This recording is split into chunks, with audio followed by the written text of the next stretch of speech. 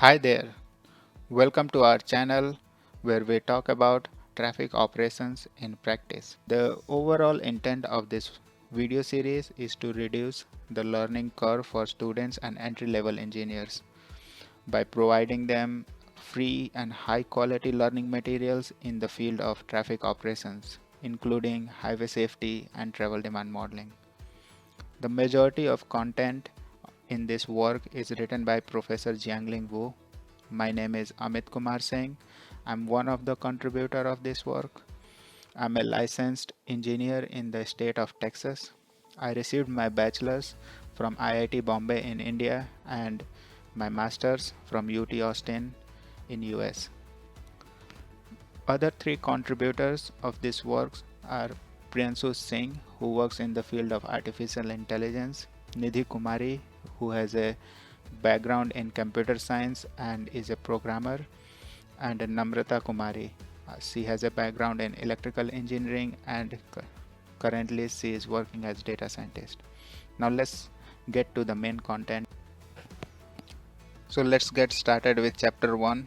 Chapter 1 is about introduction to traffic analysis and overview.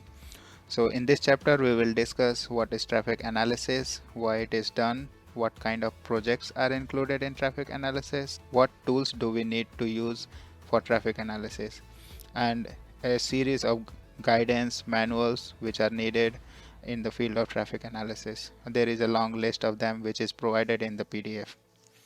So the very first thing is traffic analysis is done to determine whether a transportation system can handle the expected demand. The expected demand can be for existing or for the future.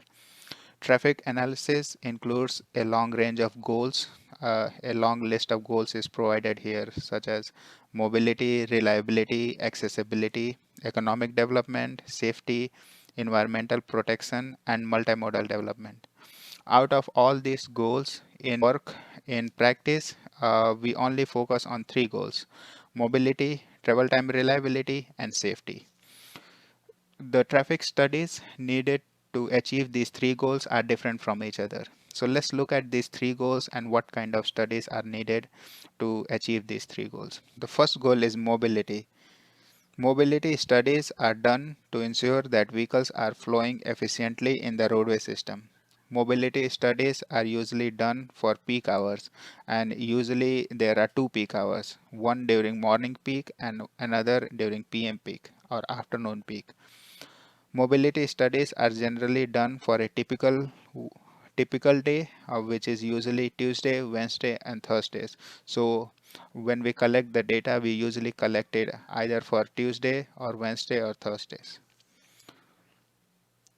So the performance measure of mobility of a roadway system is commonly measured in terms of level of service. We will look into what is level of service and how is defined and what is the importance of level of service in chapter 3. The second one is travel time reliability. Traffic congestion on some of the days can be worse than a typical day. For example, if there is a construction going on the roadway, or if there is a traffic accident, or if there is a bad weather, then on those days, for particular roadway, the travel time can be far worse than a typical day. So travel time reliability is an emerging procedure that ensures that travel time remains kind of consistent across all the time of the day and different day of the year. So it looks at number of incident or weather conditions that happens within an year and try to design a system which can handle these events. So there are several performance measures to measure travel time reliability of roadway system. Four frequently used travel time reliability performance measures are 95th percentile travel time, buffer index, planning index, and frequency that congestion exceeds the expected threshold. And the last one is safety. Safety has become a very important part of transportation system and roadway design. Safety is currently one of the top priorities of most of the Department of Transportations and cities. A new emerging A data-driven safety approach is being used to quantify safety under various scenarios. Data-driven safety analysis enables transportation agencies and engineers to make more informed decisions, better safety investments, and reduce severity of crashes on the roadway. The safety of roadway system is measured by total number of historic crashes, total number of severe crashes, total number of predicted crashes, and total number of predicted severe crashes. So safety, as I mentioned, has become one of the most important aspect of transportation system and traffic operations, and we will dedicate an entire chapter on the roadway safety. There will be a series of videos that will be focused only on the roadway safety. We have been looking at different transportation goals. Let's now look at transportation projects. So what kind of transportation projects are there? What's the purpose of different kind of transportation projects? So transportation projects helps transportation agencies such as state and federal department of transportation and local communities to achieve their goal of efficient and safe transportation system. Transportation projects can be broadly divided into two kind of projects. First one is short-term projects. Short-term projects are aimed at improving the existing or near-term transportation infrastructure. The transportation projects are usually low budget and short duration projects. The time needed to complete the traffic analysis part of short-term transportation projects typically lies between 6 months to 1 year. The budget needed for short-term transportation project lies between 50,000 US dollars to 100,000 US dollars. And this budget is just to complete the traffic analysis part of the short-term projects. Some of the examples of short-term transportation projects include roadway, small roadway designs, signing and pavement marking, active traffic management strategies, signal timing, sidewalk design, and bike routes. On the other hand, long-term transportation projects are big projects and they are aimed to provide satisfactory traffic conditions for the future years. Traffic analysis for long-term transportation projects are done for current year or existing year, for opening year, and then for the horizon or design year. So existing year is usually the current year in which analysis is done. Opening year is usually 5 to 10 years in the future from the current year. And the horizon year is usually 20 years beyond the opening year. So for example, for most of the projects I am currently working on, my existing year is 2022. My opening year for most of the projects lies between 2030 to 2034, and the horizon year lies between 2050 to 2054. So long-term transportation project, the one I'm working on, we are trying to accommodate. First, we are trying to forecast. For the long-term transportation projects I'm working on, first we are trying to forecast the traffic demand volume till 2050 or 2054, and then trying to build a transportation system that will accommodate that volume. The time needed to complete traffic analysis part for the long-term transportation projects lies somewhere between 1 year to 2 years. And the budget needed to perform traffic analysis for long-term projects usually lies between 500,000 US dollars to 1 million US dollars. A few examples of long-term transportation projects are roadway widening, upgrading a multi-lane highway to freeway, managed lanes, and changing freeway ramp configuration in urban areas. Now let's look at how these transportation projects are identified and where do they come from? How do we decide which transportation projects should we move forward with? So as we know, most of the states have hundreds of thousands of miles of roadway. We we cannot just go and upgrade all the roadways in the state. We cannot just keep working on every single roadway every year. So In this section, we will look at how these transportation projects are decided, what kind of studies goes towards deciding these projects, and how does traffic analysis relates to all these studies. So there are four level of traffic studies that are done in the transportation engineering. Level 1 and level 2 are planning level studies, which are typically led by transportation planners, and traffic analysis is done to support those planning studies. Level 3 and level 4 are typically led by roadway design team, and traffic analysis is a small part of that team, and we support the roadway design team for the level 3 and level 4 studies.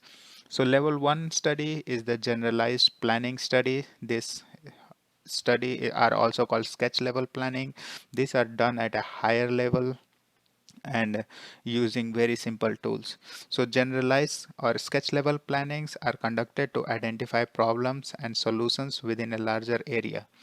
Generalized planning analysis are usually conducted as a part of larger regional planning projects to identify and prioritize roadway project based on the vision, goal, and objective of transportation agencies.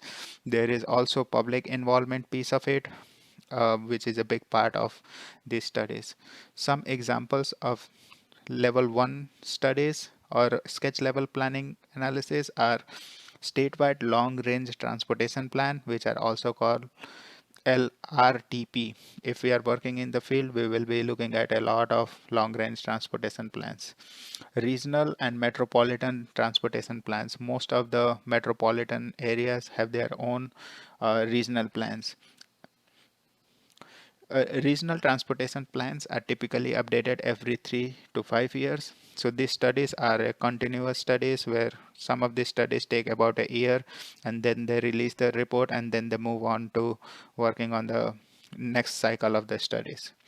So the roadways in these studies are evaluated by comparing traffic demand to the capacity of the roadway.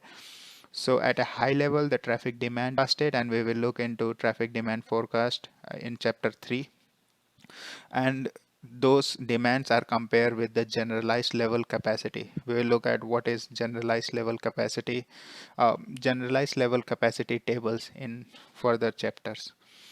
So generalized level capacity is mostly a table which gives the capacity of the roadway based on certain high level attributes of the roadway. By comparing the demand and capacity, we figure out whether the demand is exceeding the capacity significantly, and measured usually in the terms of VC ratio. So if the VC ratio for certain roadways are high, they are identified and prioritized. Level 2 analysis is conceptual planning and preliminary engineering analysis. These are conducted for a smaller region or specific corridor or both. At this level, we are trying to see whether we can divert some of the traffics to alternate routes. What are the alternatives available, including public transportation? And this is also led by the planning team. Analysis focus on the problem identification and evaluation of several alternatives such as multiple route alignment, multimodal transportation options, and major roadway upgrade feasibility studies. Level 2 analysis are typically called feasibility studies. So there are route studies, feasibility studies, and at this level we are trying to see what kind of routes are feasible. And the major consideration under these studies are public involvement, transportation goals, traffic demand, and right of way availability. So all this bigger picture plays in the level 1 and level 2 studies. At this level, number of alternatives are typically between 5 to 15 alternatives. Level 3 and level 4 analysis are much detailed, and they are led by our roadway design teams. So level 3 studies, let me highlight this. Level 3 studies are done to determine the physical feature of the roadway, such as number of lanes on the arterial, number of lanes on the freeway, ramp configurations, the distances between the ramps, and all the other features at a higher level. Design analysis are used to evaluate multiple design alternatives that are selected at design level or a little bit higher than detail level. The number of alternatives at this level of study is between 3 to 5 alternatives. So we are looking at 3 to 5 different design configuration at a high level in this level of study. In level 2 studies, which are conceptual planning, they are mostly done using high level software analysis. For example, we use SCS with the default values and try to see at a high level whether the option would work or not. And for intersection, we use CAPEX for level 2. For level 3, we usually can have a combination of CAPEX or Synchro for intersections and HCS for level 3. We do not usually do WISM or other detailed software up to level 3. So for level 4 analysis, which is where a traffic engineer spend most of their career, is the level 4 studies. Level 4 studies are detailed operational analysis that are conducted to identify and establish all the features, strategies, traffic control that are needed to operate for a roadway to operate within an acceptable level of service. So these analyses are conducted to evaluate and finalize roadway element, for example, the storage lane at the intersections, or the signal timings, or the distance between the two nearby ramps, or weaving sections, or acceleration lane, deceleration lanes, or some merges here and there. So at this level of study, we usually use detailed software like Synchro, WISM, a well calibrated SES. So at this level of studies, we usually have 2 or 3 design alternatives, or even one for most of the time. For most of the time, design is usually set. So we may have only one design alternatives, but there may be some improvement in one location, some improvement in another location, and then everything combined together in different permutation combination can lead to multiple alternatives. So we look at different alternatives by coding them under different micro simulation or other models at level 4 studies. One very important point to note is safety analysis is considered at all 4 level of studies. So when we are doing long range transportation plan, feasibility studies, design studies, or detailed studies, we typically consider the traffic analysis or traffic safety part of the transportation system at all 4 levels. So traffic is an important part, and again the top priority of the many department of transportation. And at level 1, the safety analysis is typically called network screening, and then safety analysis has its own levels. So level 1 can be called network screening, and we will talk about safety analysis in much detail in chapter 4. We will dedicate several videos and one entire chapter on the safety analysis, as is one of the most important aspect of transportation system. Now let's look at the traffic analysis software that are used in practice. So the software we are so the software we typically select in practice depends on the type of projects, time and budget constraints, and the goals of the project. So like I mentioned before, in the previous section, there are 4 level of studies. Generalized planning level studies are typically done using generalized tables. Those are generated based on highway capacity manuals or local generalized tables. For example, FDOT has generalized tables in their loss plan guidance. So conceptual planning, which we usually use Loss Plan, SCS, CAPEX. Loss Plan is a software developed by Florida Department of Transportation, and it has several sub-softwares like Art Plan, High Plan, and Free Plan. And then there is highway capacity software. At conceptual level, we set the default values in highway capacity software, and CAPEX, which is a high-level intersection analysis. For design analysis, we use SCS and Synchro, and at this level, we make the SCS a little bit more calibrated. Now the detailed operational analysis requires a lot of time and budget, and that's why it's in the top right corner. It's far away from these 3 analyses. This generalized level planning, conceptual level planning, and design level plannings, they are done very quickly, probably within a day or 2 for the analysis, whereas the detailed operational analysis takes months at minimum. So For the detail level analysis, we usually use VSIM, CoreSIM, transmodeler. My personal preference, or the way the core algorithms mathematically are written, I personally prefer CoreSIM, which is not that much used in practice anymore. It used to be heavily used. It's developed by MacTrans, which under University of Florida. The core algorithms written is well thought through. So the big thing we deal in traffic simulations is the volumes and how the volumes should be coded, whether it's route based, OD based. There are different ways of coding certain things, and the way CoreSim does is it provides user certain way of doing things, which relates to the core algorithms, whereas VSIM and transmodeler, they provide a big framework and let user do what they are trying to do, whereas CoreSim tells us, okay, do this exactly and let us do the thinking part. So I personally used to like CoreSim a lot, but it's not being used that frequently anymore. VSIM is our primary software, and transmodeler is definitely um, gaining publicity, or emerging as the new tool in the recent past. A long list of tools and discussions are provided here. The next important part is automation. A big part of traffic engineer in the beginning of their career is to collect data, prepare data, clean the data, and feed it into the softwares. As we grow, we are dealing more with the software simulations and model calibrations and summarizing results. And as we grow into the senior engineer levels, we deal with more with looking at results, trying to interpret those results and write technical reports. So out of these tasks, there are a lot of tasks that can be automated, especially with data cleaning, data processing, and software handling.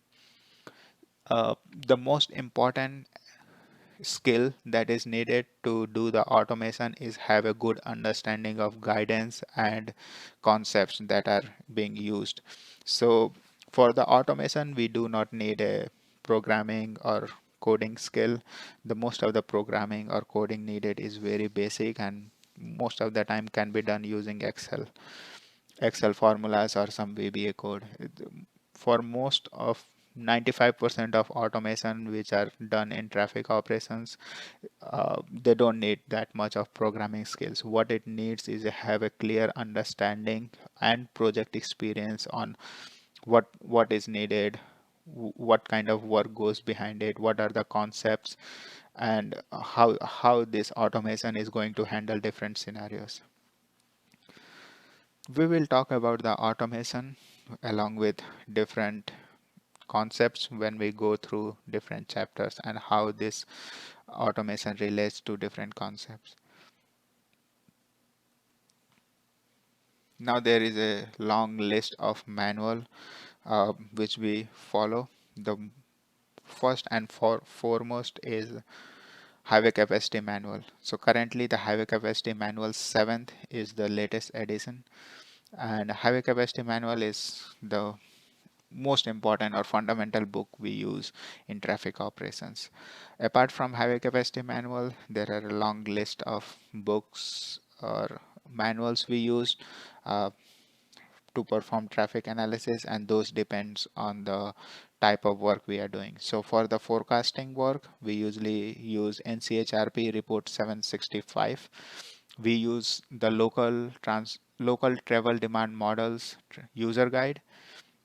So any city or location in the US with population greater than 50,000 usually are considered MPOs, and those MPOs are required or usually have travel demand models. Now those travel demand models, when they are developed, they have various settings and various inputs, and there is a user guidance that comes with developing those travel demand models. Those user guidance for that particular MPO is very important to do a good job with travel demand model for that MPO. So having that local knowledge of the travel demand model, that is used in that particular MPO is very important, and we will discuss this in chapter 3. Another one is trip generation manual published by ITE.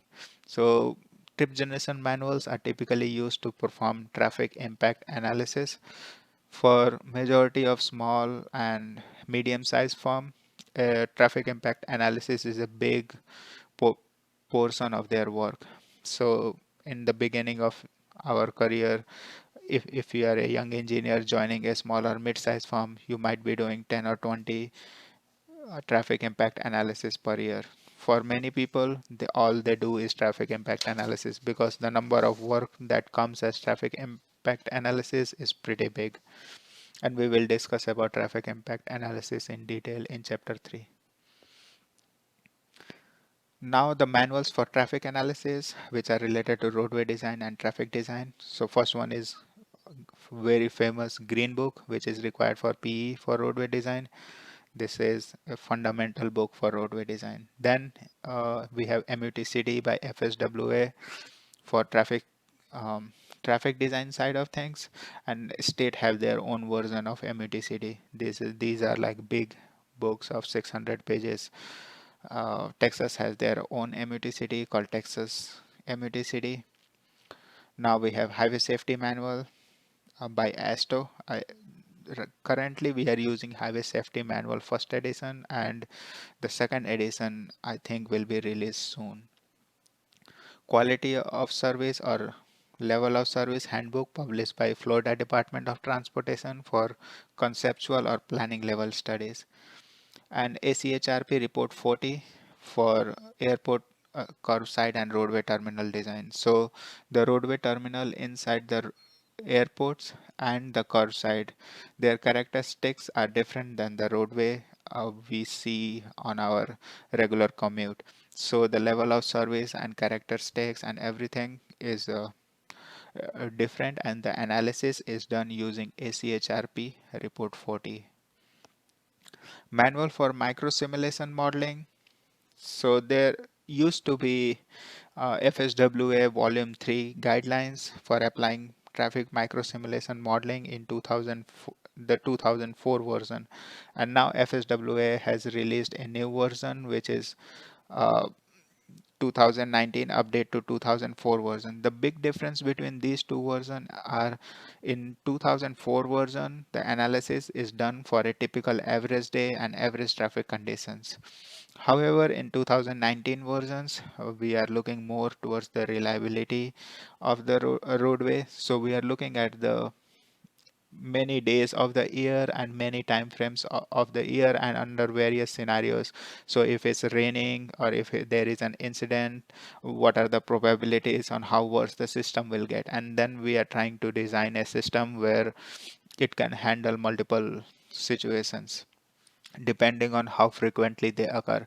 For example, if there is a location where half of the year is raining, then we might not be considering the typical day as a dry day. We might consider a typical day as a rainy day. Or if a majority of let's say a location has frequent accident, then we might consider designing a roadway where we are assuming there will be some incident or some construction there. So those kind of complications are there in 2019 and is definitely an improvement over 2004. However, the data needs for 2019 version is too extensive and number of scenarios usually turns out to be very high.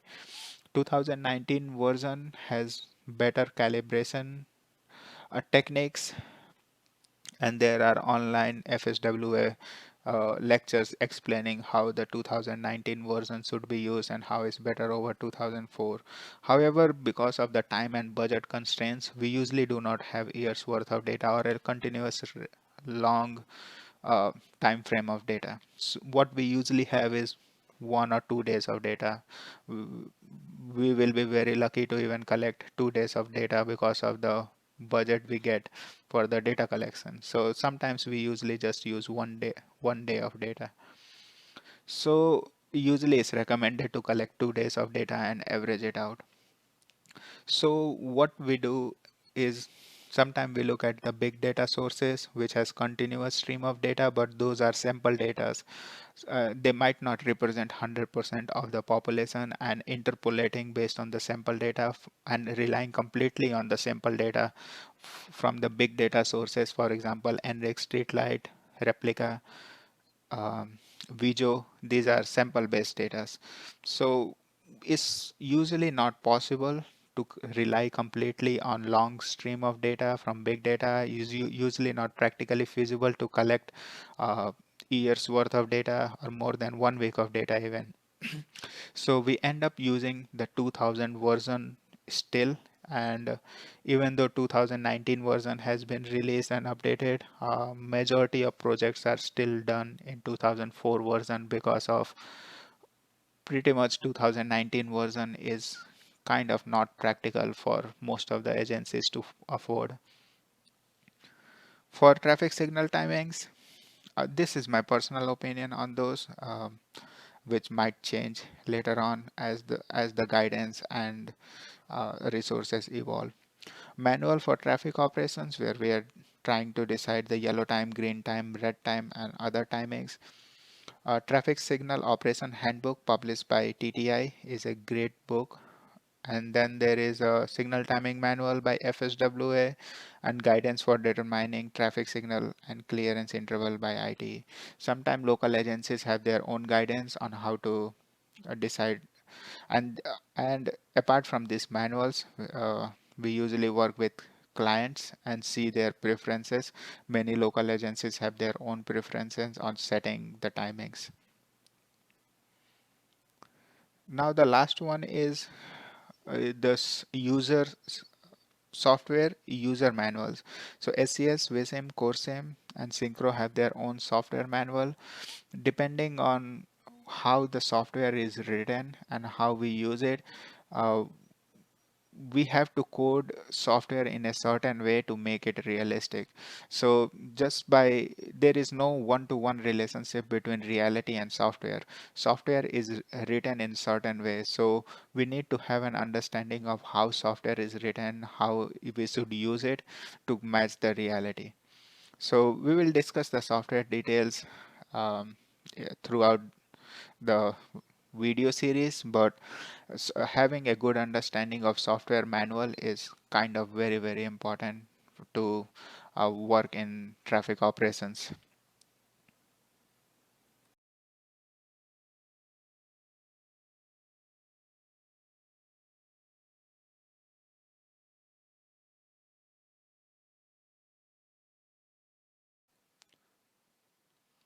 Well, that's all I have for this video. Thank you for your time. Thank you for joining us. And if you like it, please subscribe to our channel and share it with your friends.